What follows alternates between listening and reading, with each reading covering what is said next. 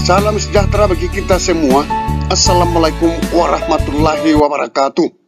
Bagi teman-teman saya honorer K2 dan tenaga teknis administrasi, dengan keluarnya keputusan Menpan RB nomor 970 dan 971 tahun 2022, maka nasib honorer K2 teknis administrasi semakin kajik, kurang jelas. Mari kita bahas kenapa saya katakan kurang jelas. Menpan RB telah mengumumkan ke seluruh rakyat Indonesia bahwa penetapan kebutuhan ASN tahun 2022 ada 530.028 formasi. Untuk daerah, P3K guru sebanyak 319.716 orang.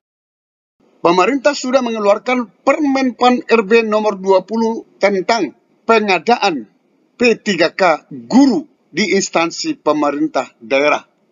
Kita sama-sama tahu bahwa semua rekrutmen ataupun pengadaan tenaga ASN harus didasari dengan regulasi.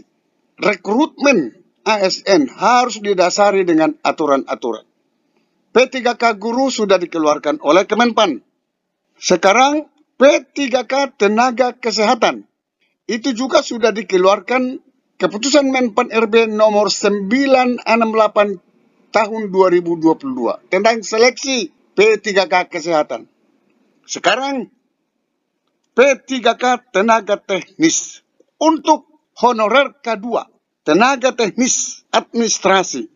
Inilah harapan kita bahwa di dalam formasi ini harus ada honorer K2 tenaga teknis lainnya. Tenaga teknis lainnya maksudnya tenaga-tenaga administrasi yang ada di sekolah-sekolahan di seluruh instansi daerah.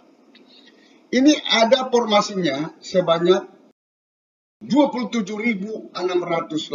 Ini yang paling kita harapkan tadinya, ada keberpihakan pemerintah terhadap honorer tenaga teknis administrasi yang ada di instansi-instansi. Maka dikeluarkanlah Kemenpan RB nomor 970 tahun 2022. Kemenpan RB nomor 971 tahun 2022 untuk tenaga teknis. Seperti apa? 970, 971 tahun 2022. Mari kita lihat. Keputusan Menpan RB nomor 970 tahun 2022 tentang persyaratan wajib tambahan dan sertifikasi kompetensi sebagai penambahan nilai kompetensi teknis.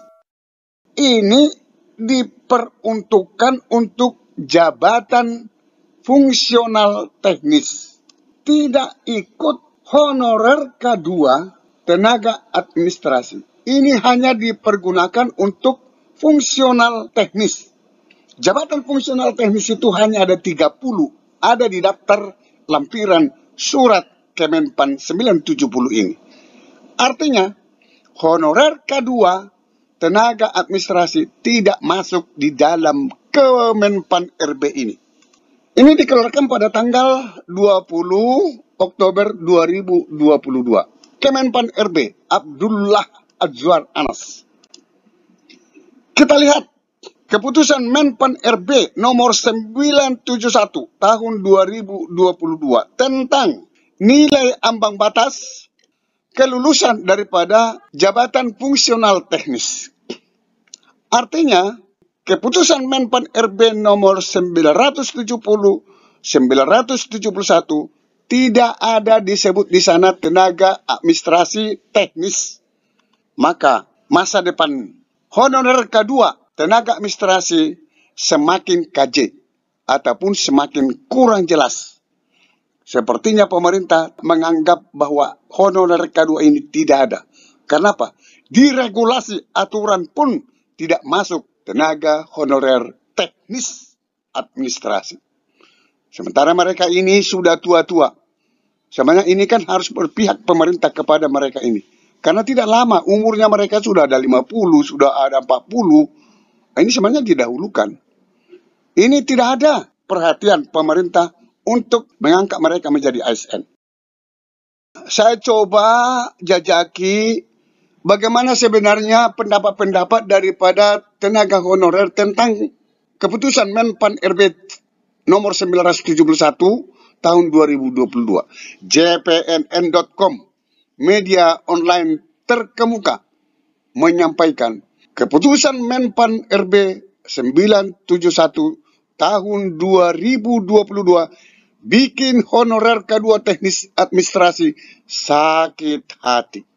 Kenapa? Ini teman-teman dimuat pada tanggal 29 Oktober 2022. Ketua Umum DPP Forum Honorer Tenaga Teknis Administrasi kategori 2, Rianto Agung Subekti, mengkritisi isi Kemenpan RB nomor 971 tahun 2022.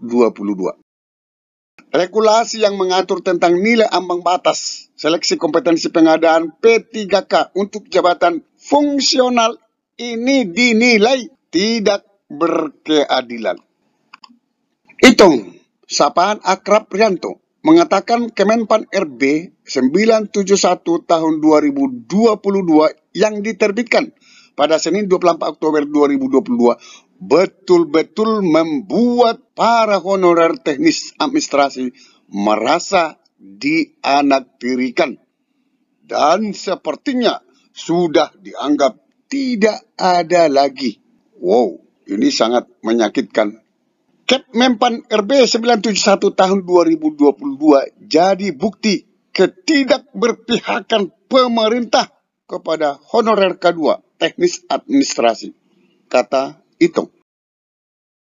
Dia mempertanyakan, apakah begini caranya memperlakukan honorer K2 teknik administrasi yang sudah mengabdikan diri lebih dari 17 tahun. Pemerintah sengaja mengulur-ulur waktu, padahal mereka rata-rata sudah berusia di atas 50 tahun. Artinya, masa pengabdiannya sudah mendekati pensiun. Yang menimbulkan pertanyaan bagi kami, Surat Kemenpan RB nomor B3012 Empan RB 08 2014 tanggal 8 Agustus 2014 mengenai penyampaian kelengkapan data honorer K2 yang belum lulus seleksi, yang intinya kami diminta data dalam bentuk hard copy dan soft copy yang dilengkapi dengan SPTJM dari PPK masing-masing. Terus data tersebut buat apa?